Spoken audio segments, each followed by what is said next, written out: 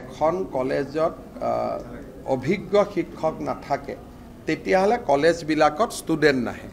আমি যিমানখন আদৰ্শ বিদ্যালয় খুলিছিলোঁ এতিয়া প্ৰায় বন্ধ কৰিব পৰা পৰিৱেশত আহি গ'লো, কাৰণ ছাত্ৰ ছাত্ৰী নাই।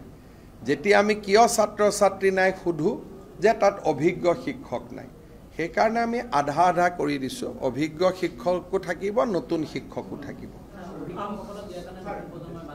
কিন্তু নতুন প্ৰজন্মক দিলে যে আকৌ তাৰ পিছৰ প্ৰজন্মটো কলেজত নাহে। সমস্যাটোতো চবফালে চাব লাগিব না।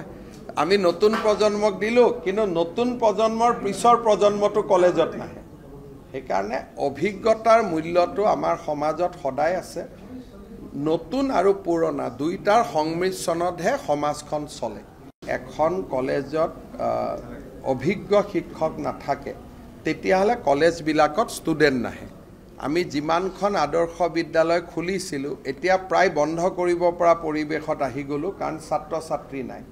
যেতিয়া আমি কিয় ছাত্ৰ ছাত্ৰী নাই সুধো যে তাত অভিজ্ঞ শিক্ষক নাই, সেইকাৰণে আমি আধা আধা কৰি দিছোঁ। অভিজ্ঞ শিক্ষকো থাকিব, নতুন শিক্ষকো থাকিব।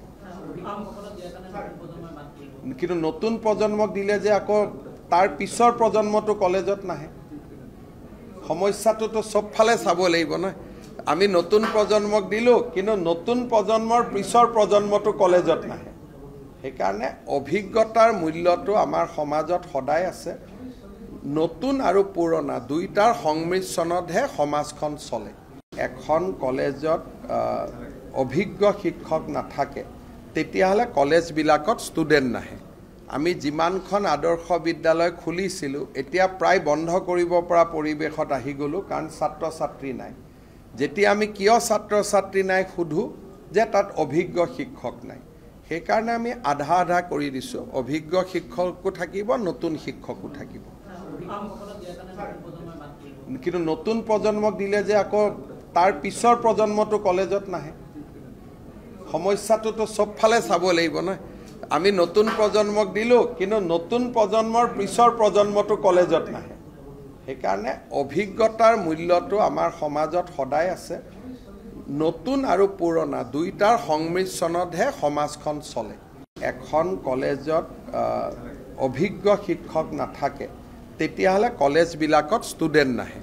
আমি যিমানখন আদৰ্শ বিদ্যালয় খুলিছিলোঁ এতিয়া প্ৰায় বন্ধ কৰিব পৰা পৰিৱেশত আহি গ'লো, কাৰণ ছাত্ৰ ছাত্ৰী নাই। যেতিয়া আমি কিয় ছাত্ৰ ছাত্ৰী নাই সুধো যে তাত অভিজ্ঞ শিক্ষক নাই, সেইকাৰণে আমি আধা আধা কৰি দিছোঁ। অভিজ্ঞ শিক্ষকো থাকিব, নতুন শিক্ষকো থাকিব। কিন্তু নতুন প্ৰজন্মক দিলে যে আকৌ তাৰ পিছৰ প্ৰজন্মটো কলেজত নাহে। সমস্যাটোতো চবফালে চাব লাগিব না। আমি নতুন প্ৰজন্মক দিলোঁ, কিন্তু নতুন প্ৰজন্মৰ পিছৰ প্ৰজন্মটো কলেজত নাহে। সেইকাৰণে অভিজ্ঞতাৰ মূল্যটো আমাৰ সমাজত সদায় আছে। নতুন আৰু পুৰণা দুইটাৰ সংমিশ্ৰণতহে সমাজখন চলে।